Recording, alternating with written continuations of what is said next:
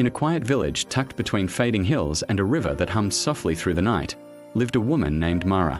To the world, she was just another face in a forgotten town, moving through life with quiet grace and tired eyes. But inside her heart, a storm was forming. One morning, as the cold breeze slipped through the cracks of her small wooden house, Mara whispered words she never thought she'd say. "I don't know how much more of this I can take." If you've ever found yourself on the edge of breaking, if you've ever felt the weight of loneliness settling on your shoulders, stay with me. Because what Mara thought was the collapse of her world was actually the birthplace of her transformation. Mara wasn't always this worn. She had friends once, women who shared laughter with her under the marketplace trees. But life happened, and one by one, they drifted away.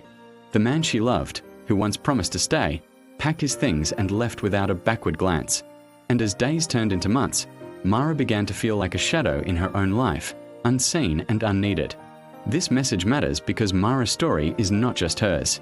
It belongs to any woman who has felt invisible, to any heart that has cried silently in rooms no one enters, to anyone who wonders if God still remembers their name. One evening, when the village settled into its usual hush and the lamps glowed behind distant windows, Mara sat alone at her wooden table. The silence felt heavier than usual, thicker, almost alive. For the first time, she wasn't surrounded by noise or people or hollow conversations. It was just her. And the quiet wasn't gentle. It confronted her. It forced her to face memories she tried to bury and questions she was scared to answer. Who am I now? Why did everyone leave? What do I have left to hold on to? It felt as if isolation had swallowed her whole. But something subtle began to stir in the middle of her despair. Her emptiness wasn't a void. It was space being cleared. In the quiet, she began noticing parts of herself she hadn't heard in years. The courage she once lost. The resilience she forgot she had. And somewhere between her tears and the silence, she felt something she hadn't felt in a long time. God's nearness. Not loud, not dramatic, but steady, like a gentle pulse behind the stillness. Slowly, she realized that isolation wasn't God abandoning her. It was God bringing her back to herself. Night after night, Mara found herself walking outside beneath the open sky. She would stand barefoot on the cool earth and look up at a blanket of stars stretching endlessly overhead. And in those moments, something shifted inside her.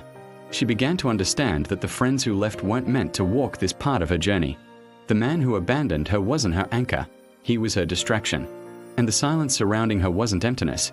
It was God removing the noise so she could finally hear his whisper, "You are not forgotten. You are not done. I am forming something new in you." That realization changed everything. Her tears no longer felt like weakness. They felt like cleansing. Her solitude no longer felt like a punishment. It felt like preparation. She saw that isolation wasn't breaking her. It was shaping her. It was stripping away every illusion, every false identity, every dependence that kept her small. It was the sacred place where she was being rebuilt, piece by piece, into a stronger, clearer version of herself. Mara entered isolation as a woman who was falling apart, but she emerged as a woman rising with purpose. She thought she was losing everything, but she was actually meeting the woman she was always meant to become. Because sacred isolation is not the moment a woman is forgotten. It is the moment she finally remembers who she is.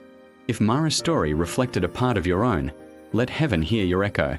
Like this video, share it with someone who needs it, and comment, "I'm stepping into my purpose." Your breakthrough begins with a single declaration. Thank you for watching.